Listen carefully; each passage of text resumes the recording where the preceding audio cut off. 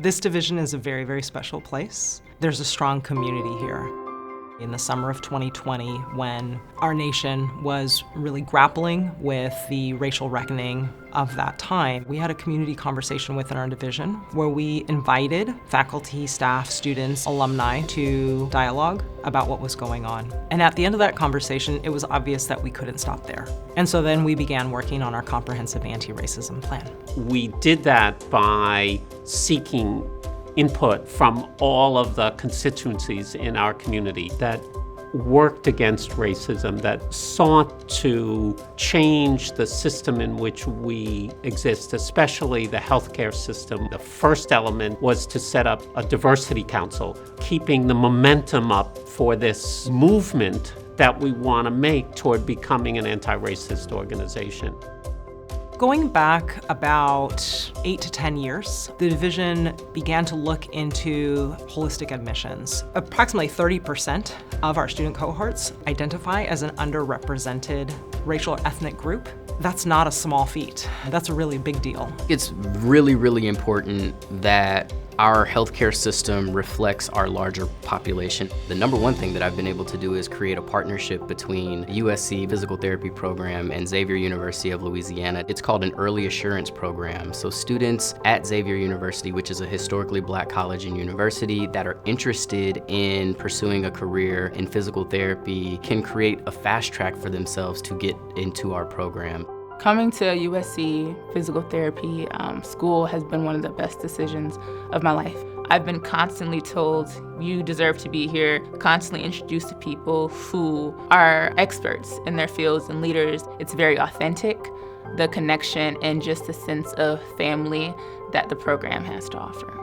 One of the objectives of the division's anti-racism plan is to be able to establish communication in preferred language across sites. The purpose of the PT Language Project is to provide language equity and provide equitable care for our non-English speaking patients. At times, patients are labeled as non-compliant, but once they were given these opportunities to share their own experience and their own stressors, they became compliant. They were willing to be full participants in their care. We saw a decrease in readmission rates for Spanish-speaking patients. It's springboarded us forward to a hospital-wide initiative for language access.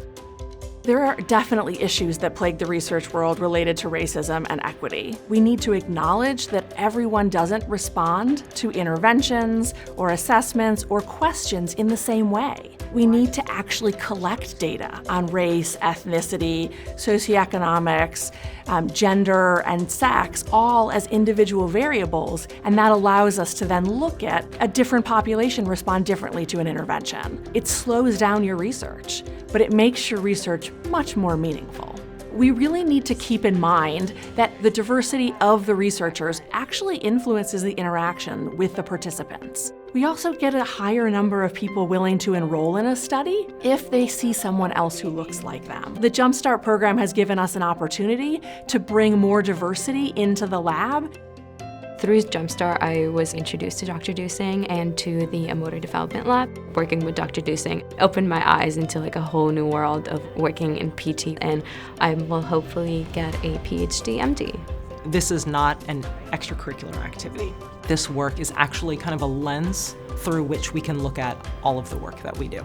Having as measurable as possible goals has really helped us to continue moving forward. I'm much more tuned into understanding what my students need from me rather than simply what I can give to them. I'm simultaneously thinking we've come a long way, but at the same time recognizing we've got a lot more to do.